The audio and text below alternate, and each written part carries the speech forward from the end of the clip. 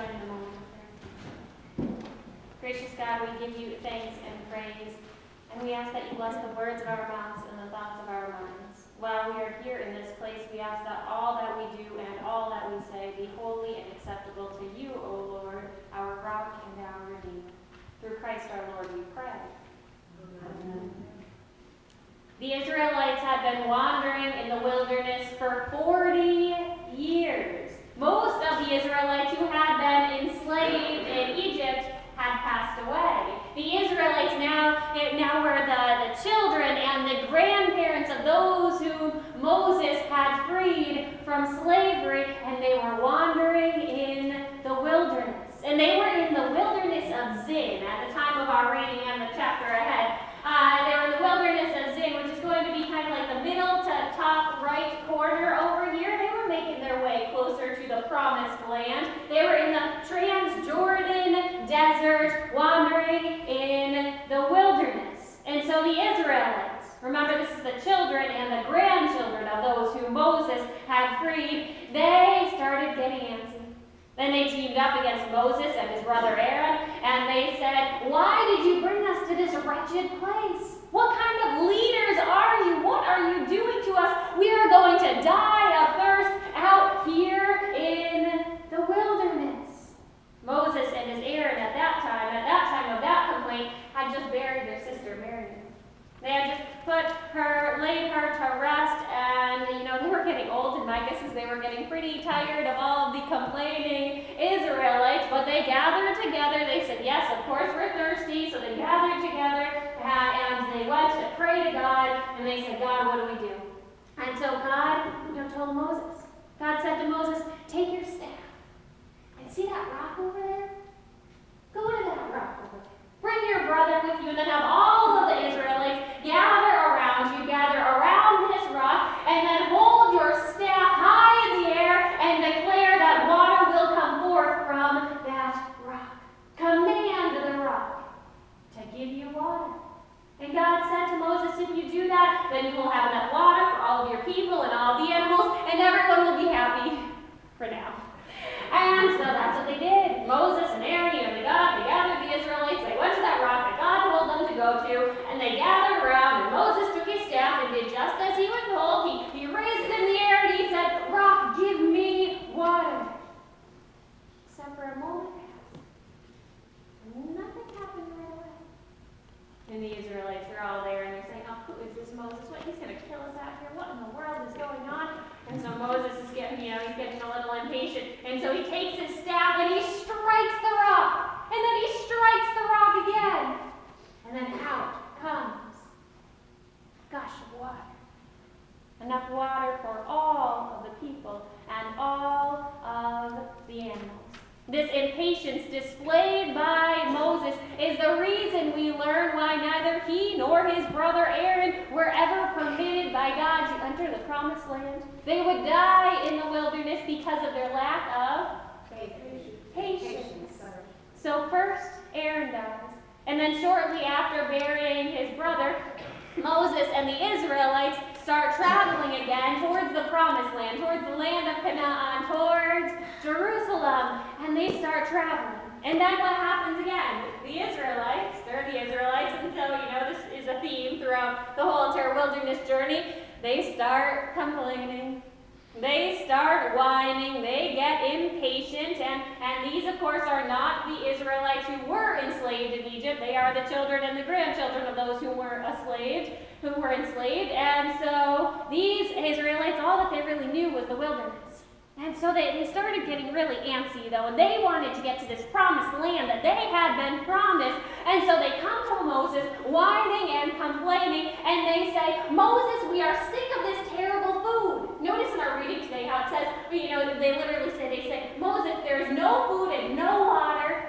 We detest this horrible food.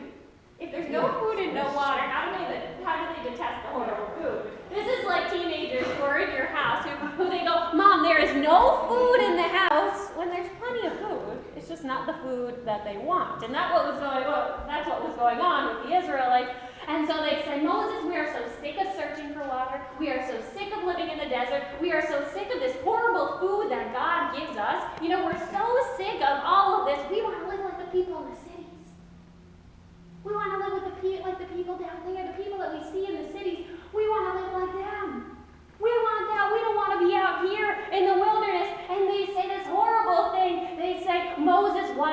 ever take us out of the land of Egypt?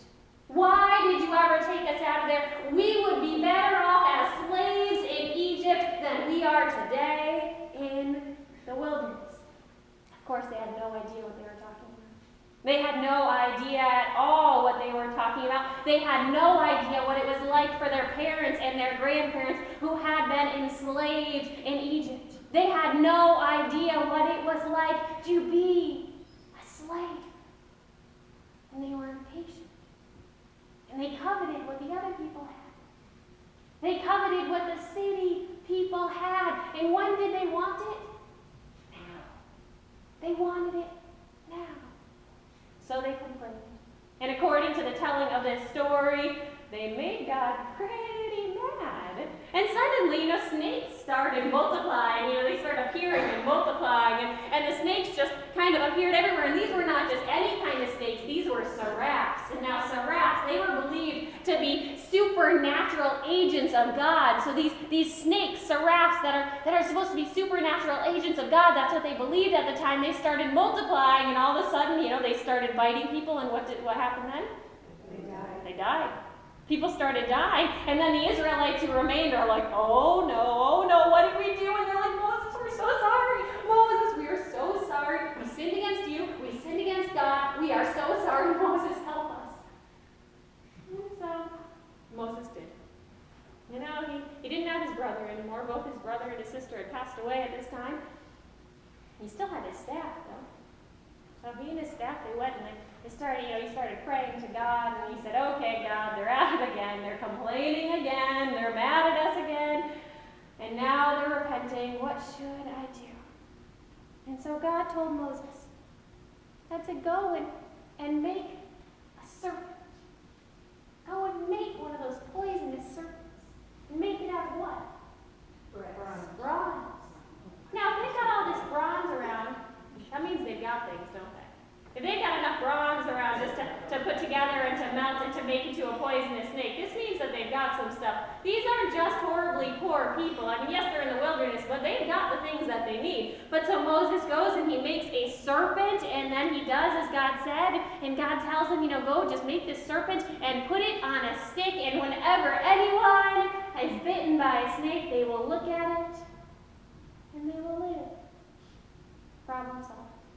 Now, I love the stories of the Israelites. I love these stories so very much because they tell us the raw, unglorified story of humanity. Because the biblical writers, when they're telling us these stories about the Israelites, they're not making the Israelites look good. These are, priests, the religious elites and stuff who are writing this, and they're telling the story about the Israelites the way that they were. They're telling about their complaining. They're telling about their whining. They are telling about their impatience. And what the Israelites did in the wilderness is what we do all the time. Something doesn't go our way, and what happens? We complain. Think about when you're out at a restaurant, you order a meal, and it doesn't come out exactly how you want, and you get it, and what do? You complain. We're just like the Israelites sometimes. Something doesn't go exactly how we want it, and what do? We complain. And then, something isn't happening as quickly as we want it to. We are ready to do what we want to do right now, and it's not happening right away. And what do we become? Impatient. We become impatient, and again, we complain. Impatience is a huge problem in the human condition. We know what we want, and we want it now. Even our leaders get impatient. Moses and Aaron were apparently banned from entering the promised land because Moses got so impatient that he took his staff and he struck the rock. And he didn't even strike it once, he struck it twice. He got so impatient that he was banned from the promised land. Instead of relying on God, Moses takes actions into his own hands. How often do we do that? How often do we decide that God is taking way too long to do whatever God's doing? So we're going to take matters into our own hands? Nod your head if you've ever done that before. How does that usually work out, by the way? Not great. We struggle with impatience. And I think it's safe to say that the younger we are, and I can say that because I'm younger than plenty of people here, so I think it's safe to say that the younger we are, the more we struggle with impatience. Now I can be, as most of you probably know, I write my sermons at home. And so I'll write my sermons at home and I'll have the kids maybe doing something if they're awake at that time. And, if Taylor decides that she wants something from me, even if she knows I'm busy, even if she knows that Mommy's working, she comes over to me and she goes, Mommy, Mom, Mommy, Mommy, Mommy, Mommy. And I have to look at her and I say, be patient, my love. Be patient. I had to say that same exact thing to her this morning when I wanted her to come in, or when she wanted to come into the sanctuary and I wasn't ready yet. And I said, be patient, my love. Be patient. I say it to her so often that sometimes she says it to me when I tell her we're in a rush and it's time to go. Be patient, Mommy. Yeah, she says, be patient, Mommy. Be patient. Or be patient, my Mommy. Be patient. And you know what? I think that's what God is saying to us. When we get impatient, when we want to jump ahead to what's next, or when we start doing things our own way, because clearly God's way is way too slow, I think it's safe to say that God looks at us and God says, be patient, my love. Be patient. Moses was impatient. The Israelites were impatient. Toddlers are definitely impatient. What about us? What about the rest of us? How are we doing with patience? What do our prayers sound like? Are our prayers like, God, I need you now. God, guide me. Lead me, show me your path. God, I need you now. God, help me. Let your will be done. Is that what our prayers sound like when we're getting impatient? They should. They should.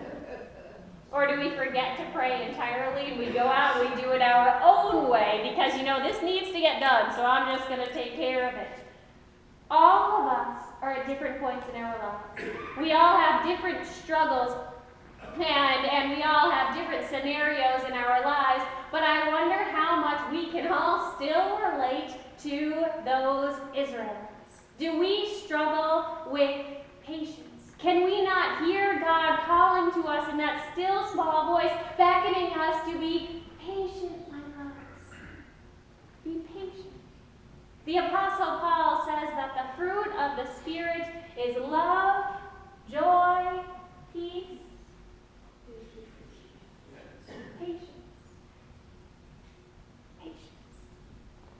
Kindness, generosity, faithfulness, and self-control. Self-control and patience, they kind of go hand in hand, do they not? So friends, is God calling us to be patient? Is there something in our life that God is saying to us, be patient, my love. Be patient. And are we listening to God and are we letting God lead us? We are on our journey to the cross. We're in the season of Lent. We are on this spiritual journey that brings us closer and closer to Easter. It's a good time to practice patience. So let's remember to be patient